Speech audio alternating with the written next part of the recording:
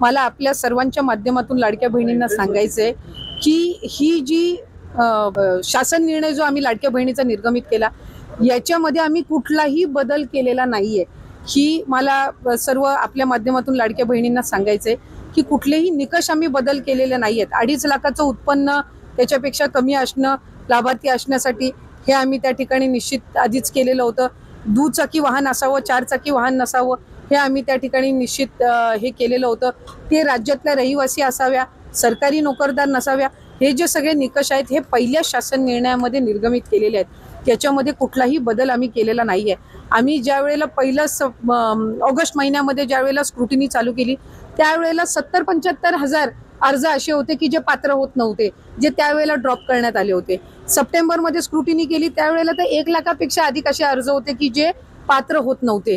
त्याच्यानंतर ऑक्टोबर महिन्यामध्ये सुद्धा त्या पद्धतीने होतं। त्यामुळे अशा पद्धतीचं लाभार्थ्यांची संख्या कमी जास्त होणं हे काही अचानक केलेलं आहे अशातला काही भाग नाही।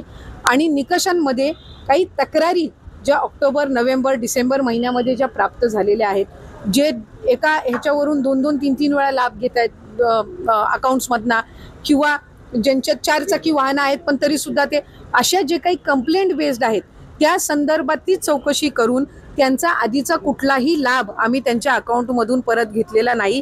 अशा पद्धतीचा कुठला निर्णय झालेला नाही। फक्त क्रॉस व्हेरिफिकेशनमध्ये जे पात्र ठरत नाहीयेत त्यांना त्या महिन्यापासूनचा लाभ हा बंद करण्याच्या दृष्टिकोनातून आम्ही त्या ठिकाणी ही पावलं उचललेली आहेत। आम्ही असल्या प्रकारची मी आपल्याला त्या संदर्भातली माहिती ही मगाशी सुद्धा दिली की आम्ही ऑगस्ट महिन्यामध्ये ज्या वेळेला आम्ही स्क्रुटिनी करायला सुरुवात केली त्याही वेळेला 77 हजारपेक्षा अधिक महिला या अपात्र झालेल्या होत्या। ऑगस्ट महिन्यामध्ये, सप्टेंबर मध्ये केली त्याही वेळेला 1 लाखापेक्षा झाल्या होत्या। ही एक कंटिन्युअस प्रोसेस आहे, ही काही निवडणुकीनंतर चालू केलेली नाही। आता आरटीओच्या माध्यमातून जशी स्क्रुटिनी करतायत कडक अशी त्या काळात न करता सरसकट लाभ दिले। त्या काळामध्ये दादा असतील, देवेंद्र फडणवीस असतील, एकनाथ शिंदे साहेब असतील, हे सांगत होते की कुठलीही महिला त्यापासून वंचित राहणार नाही। प्रत्यक्षात आता मात्र सरकार स्क्रुटिनी आणि जास्तीत जास्त महिला, मला असं वाटतंय की काही विरोधक आणि काही माध्यम अशा पद्धतीचा अपप्रचार करत आहेत। या आधी सुद्धा 2-2.5 लाखापेक्षा अधिक महिला ज्या निकषामध्ये बसत नव्हत्या त्या अपात्र झालेल्या आहेत, पण त्यावेळेला त्या संदर्भातली दुर्दैवानी माहिती ही त्या ठिकाणी माध्यमांकडून दिली गेली नाही। आता ती योजना यशस्वी झाल्यानंतर या संदर्भातला एक अपप्रचार केला जातोय की आताच ही स्क्रुटिनी चालू केली आहे। ऑक्टोबर मध्ये पण झालेली आहे, डिसेंबर मध्ये पण झालेली आहे।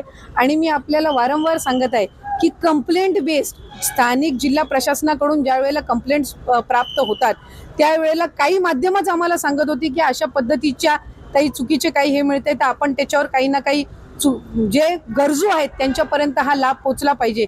त्यामुळे सप्टेंबर, ऑक्टोबर महिन्यामध्ये पण ही अशा पद्धतीची व्हेरिफिकेशन झालेली होती।